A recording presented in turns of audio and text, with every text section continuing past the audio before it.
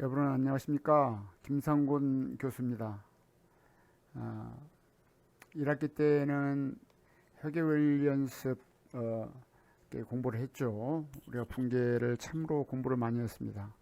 여러분들 2학기 개강을 축하합니다. 이렇게 축하한다는 말씀을 드리지만은 지금 코로나 상황은 계속되고 있고요.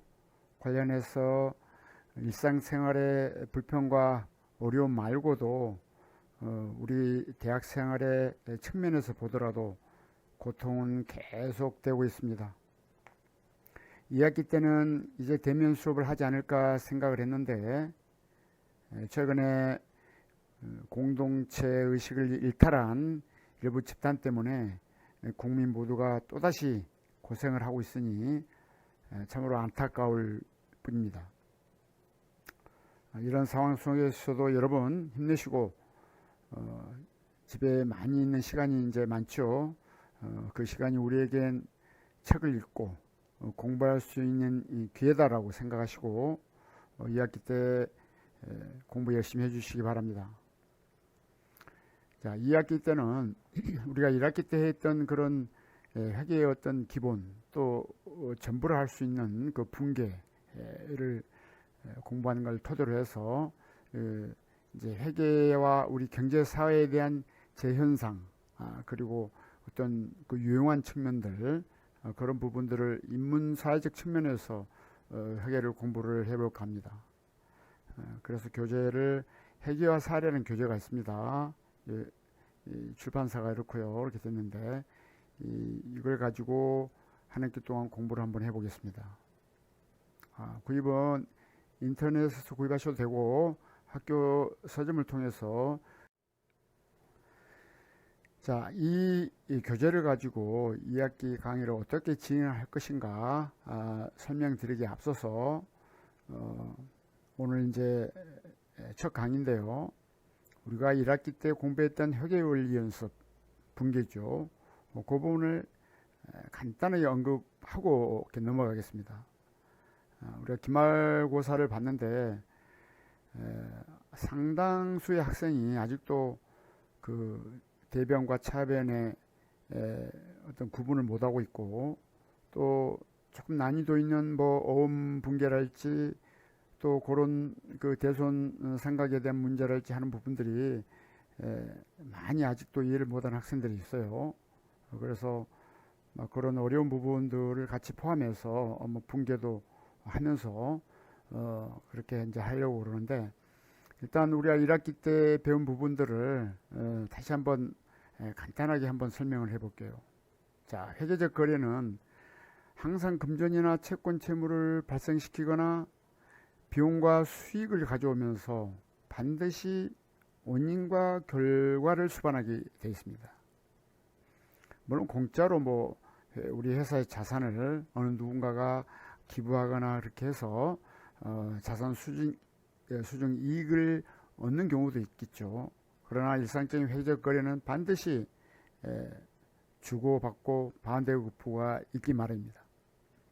이걸 전제로 해서 여러분들이 분계를 할 때는 정확한 계정 과목을 선택하셔야 됩니다. 어떤 계정 과목인지 현금인지 매출조건인지 또 어음인지 그 계정 과목을 선택하시는 거고요. 그리고 그 계정 과목이 어디에 들어가는 것인지 대변과 차변의 그 구분을 할 줄 알아야 되고 그리고 금액을 좌우 확정을 시켜야 됩니다. 가게끔. 이것은 아마 복식불기의 원리에 이렇게 관련되는 사항인데 그 원리가게에서 장부에 기록을 해야 됩니다. 우리가 1학기에 배운 거래 판료소의 분계 절차 배웠죠. 그리고 분계 방법을 알고 있다면 아무리 복잡한 거래를 하더라도 분계가 완성이 됩니다. 여러분들 부족한 부분은 또 아직 충분히 그 이해를 못하고 있는 학생은 1학기 때 배운 그 회계율 연습 제가 강의한 1강부터 14강 물론 교재를 토대로 했지만은 굉장히 압축해서 제가 알기 쉽게 이렇게 했다고 생각을 합니다. 여러분들 그 온라인 강의를 다시 한번 시간이 많지도 않아요. 조금씩만 투자하면 전체 1강부터 14강까지 다 한번 다시 한번 그 강의를 들을 수가 있습니다. 그 내용을 한번 더 들으면은 아마 이해도가 배가 되지 않을까 이렇게 생각을 합니다. 복습을 한번 해주시기 바랍니다. 자, 또 복습 차원에서 우리 뭐 개정하죠. 개정 과목. 자, 개정.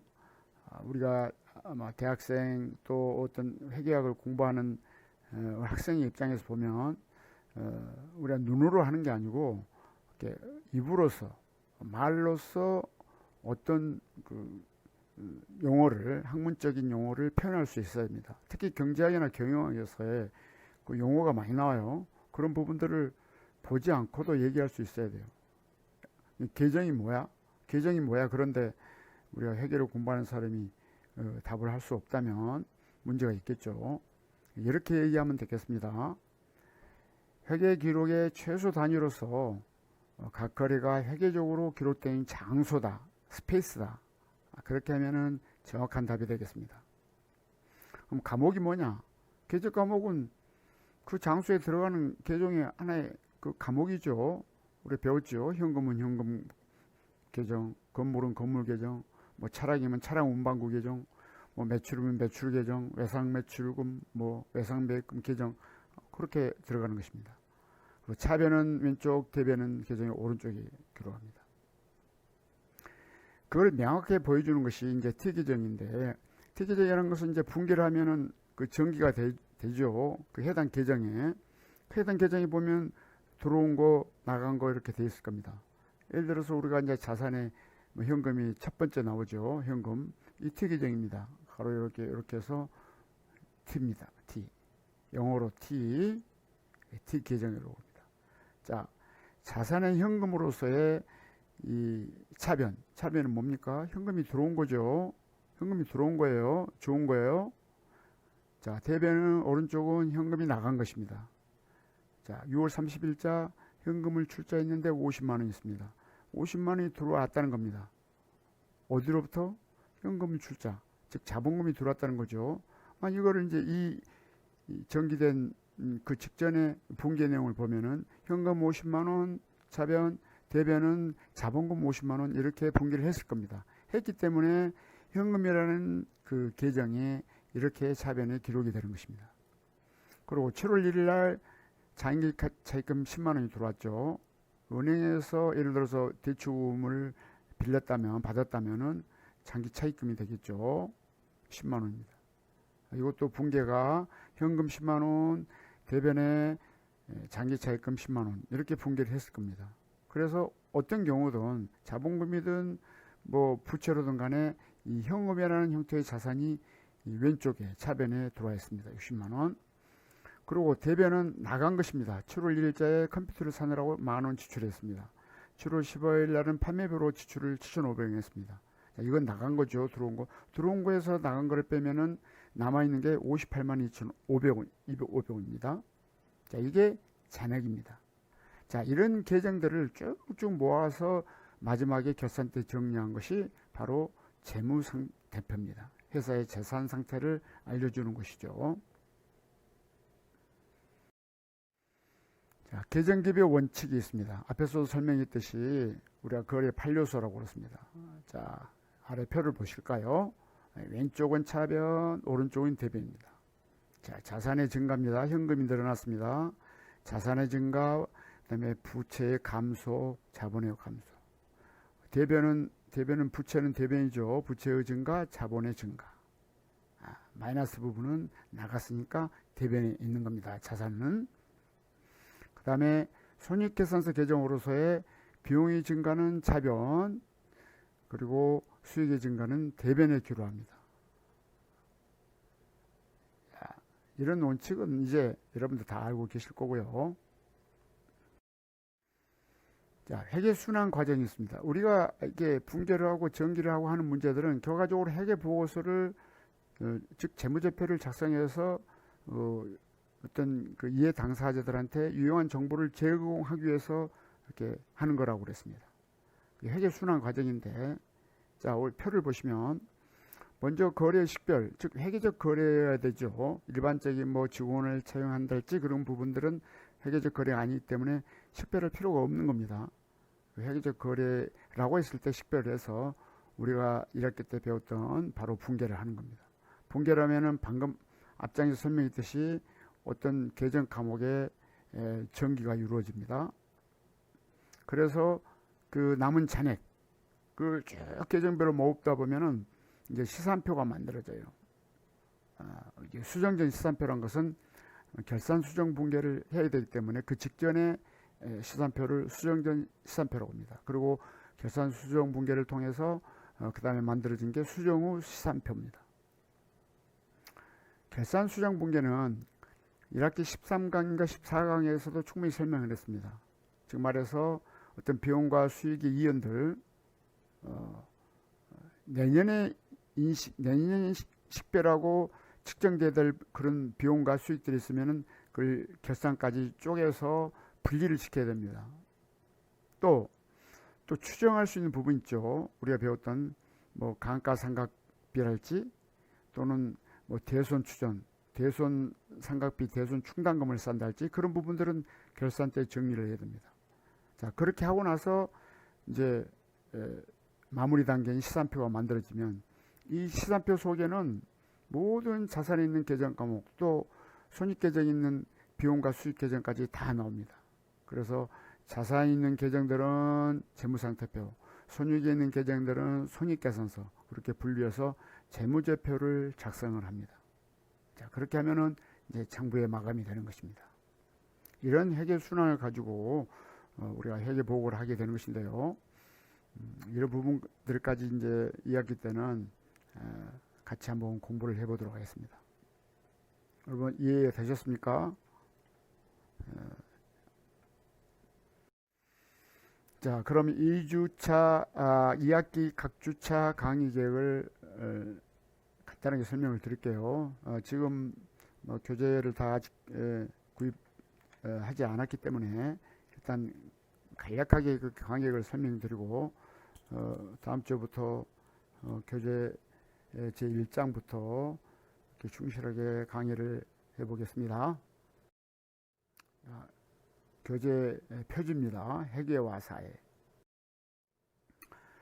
이 교재는 1장부터 제14장까지 있습니다. 우리가 이제 이 14주차까지 이제 이 강의를 하는데 이 챕터 장수도 딱 맞게끔 14장까지 나와 있습니다. 뭐 그렇게 되면은 우리가 매주 한 챕터씩 그렇게 공부를 한다 이렇게 생각하시면 될 것 같아요. 제1장 회계 정보는 왜 필요한지, 그 회계 보고 또 정보는 어떤 역할을 하는 것인지, 14장 그 회계 정보의 투명성과 기업이 갖춰야 될 회계 윤리란 것은 무엇인지, 뭐 이런 내용들까지 해서 상당히 그 회계와 관련된 우리 경제 사회 현상 경영 상태에서의 그 어떤 사회 인문학적 그런 내용들을 많이 내포하고 있습니다. 그래서 잘 강의를 할 테니까 여러분들 공부 열심히 해주시기 바라고요. 자, 이것은 이제 강의 계획입니다. 교육 목표와 교과 목표는 생략하시고요. 성적 평가가 있습니다. 1학기 때와 마찬가지로 저는 A형을 선택을 했습니다. 출석 20%, 평소유 10%, 중간 기말고사 각 30%에서 100점 만점으로 이렇게 성적을 이렇게 내겠습니다. 자, 주별 강의 계획입니다. 강의 주제는 지금 방금 앞서 설명드렸다시피 그 챕터별로 이렇게 제목이 되어 있습니다. 강의 내용은 지금 보신 바와 같고요. 한번 읽어봐 주시기 바라고. 8주차에는 중간고사가 있습니다. 그리고 중간고사 이후에 9주차부터 14주까지 있고요. 그리고 마지막에 기말고사 있습니다.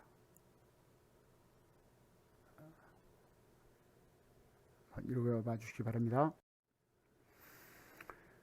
자, 수업 진행 방법은 강의를 교과적으로 설명을 합니다.